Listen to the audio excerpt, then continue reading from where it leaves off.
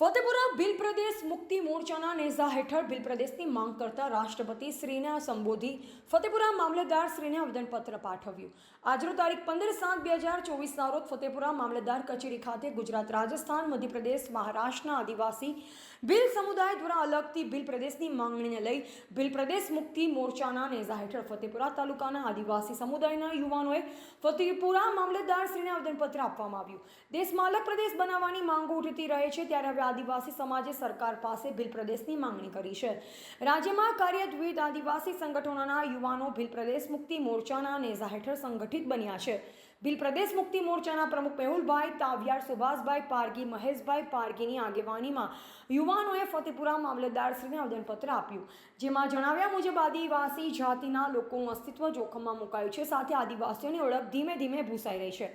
અંગ્રેજો હતા ત્યારે આદિવાસીઓ પાસે રાજાશાહી અને રાજઠાઠથી જીવતા આજે તેઓ ગામે ગામ ભટકી રહ્યા છે, જેમાં વિકાસના નામે તેમનો ભોગ લેવાઈ રહ્યો છે, જેથી આવનાર ભવિષ્યના પેઢીનું રક્ષણ કરવા માટે અલગ ભીલ પ્રદેશની માંગણીઓ કરી રહી છે। આજ રોજ મામલતદાર કચેરીએ ભીલ પ્રદેશ મુક્તિ મોરચા દ્વારા આવેદન આપવામાં આવ્યું છે। આવેદન એ પ્રકારનું છે, વર્ષો જૂની ચાલતી આવતી જે ભીલ પ્રદેશ અલગ રાજ્યની જે માંગ છે એને લઈને આ આજકાલની માંગ નથી। ભીલ પ્રદેશ, ભીલ રાજ, ભીલ ખંડ, આ માંગ સતીશ ઉર્મલ, ગોવિંદ ગુરુ, દિલીપસિંહ પુરિયા, સોમજીભાઈ ડામોર તેમજ છોટુભાઈ બસાવા દ્વારા જે આ ભીલ પ્રદેશ અલગ રાજ્યની ભીલિસ્તાન નામ આપી જે આ માંગો વર્ષોથી ચાલી આવી છે, એ જ માંગને વધારતા અમે છેલ્લા 5 વર્ષથી ભીલ પ્રદેશ મુક્તિ મોરચા આદિવાસી પરિવાર ભીલ સમાજ દ્વારા અમે આ આવેદન સરકારશ્રીને, મહામુહિમ રાષ્ટ્રપતિ, વડાપ્રધાન તેમજ ગૃહમંત્રીને સંબોધીને મામલતદારશ્રીને આવેદન આપીએ છીએ।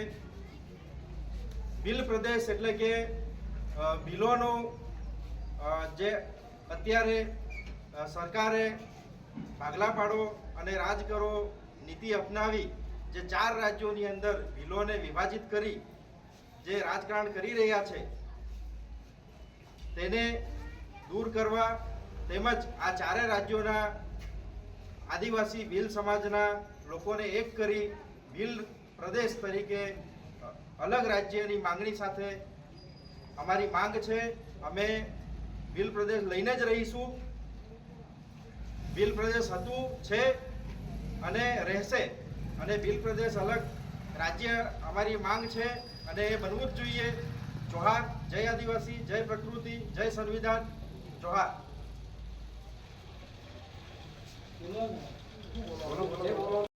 આજે અમે આવેદનપત્ર આપી અમે રાજસ્થાન, MP, ગુજરાત અને મહારાષ્ટ્રની એક અલગ ભીલસ્થાન પ્રદેશમાં માંગીએ છીએ। અમે હવે અમારી વર્ષોથી જૂની ગુરુ ગોવિંદ મહારાજથી આ અમારી માંગ છે કે અમને અલગ આદિવાસી પ્રદેશ મળે, અને બીજું કે જે આ લોકો અધર કાસ્ટના માણસો અમને અમારા આદિવાસી સમાજ પર એક એવી રીતે જોતા હોય છે કે આ એક નિમ્ન કક્ષાના માણસો એવું વિચારતા હોય છે, જેથી કરીને અમારા આદિવાસી સમાજ પર અવારનવાર અન્યાય થાય છે।